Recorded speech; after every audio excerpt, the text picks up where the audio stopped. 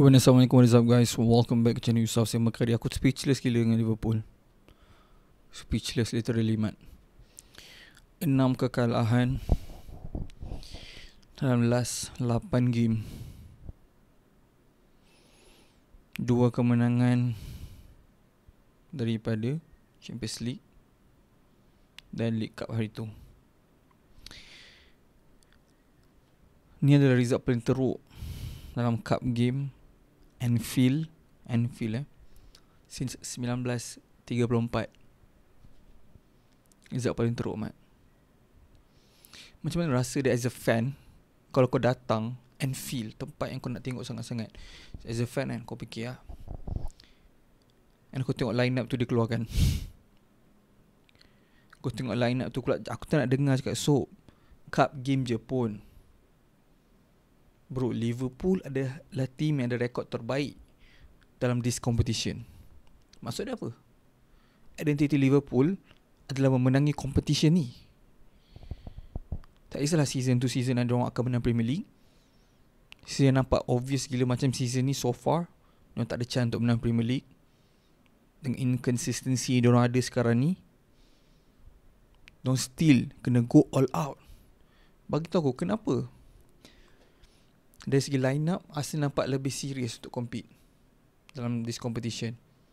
Round yang sama, Newcastle nampak lebih nak compete.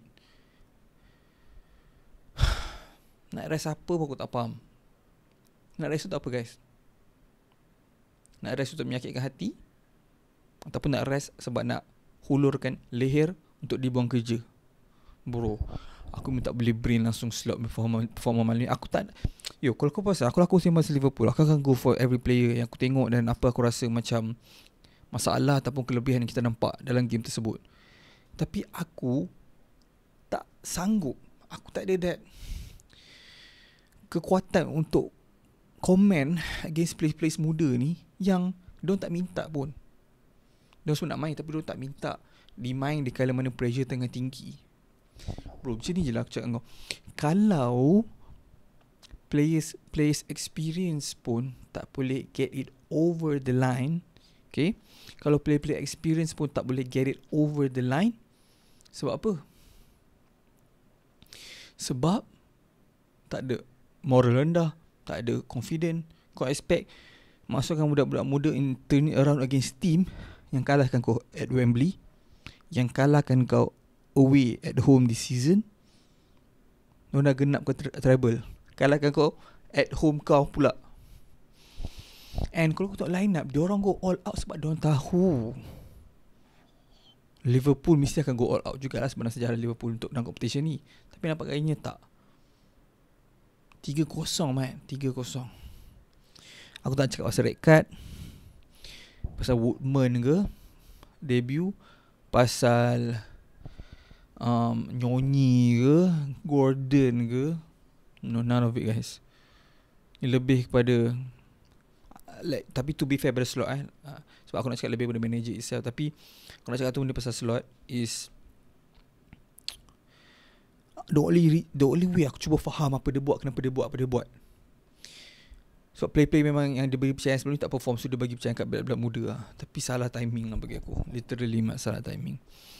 And kau tengok line up, kau tahu almost impossible untuk menang. Sebab kalau Liverpool tengah dalam keadaan positif, menang after menang, tengah positif, fans betul-betul percaya dengan manager dan team tengah solid asal cerita, and team ni keluar, mungkin boleh menang. Kau masukkan team yang memerlukan confidence, budak-budak inexperience, bro. Benda aku terfikir sebab kita semua tahu persoalan terbesar, kenapa KSA tak diberi chance? Kenapa KSA tak diberi chance? Dia beri chance ni maksudnya kenapa KSA ni dia tak main banyak game, and sebab dia tak perform. And adakah juga game ni menunjuk adalah game yang dia nak tunjukkan, okay, buktikan betul lah aku punya firasat aku tak perform. Tapi takkan lah, bro. This is kerja kau punya kerja on the line. Aku nak end off sini. Aku masih panjang masa diorang ni. Berapa game lagi nak kena kalah sampai masa depan slot dah habis. Sebab keep in mind, diorang datang pada menang Liga dan diorang spend 400 juta lebih kurang, almost half a billion. bayar half a billion ni untuk apa? Untuk kalah 6 dalam 8 game dan 4 dalam Premier League.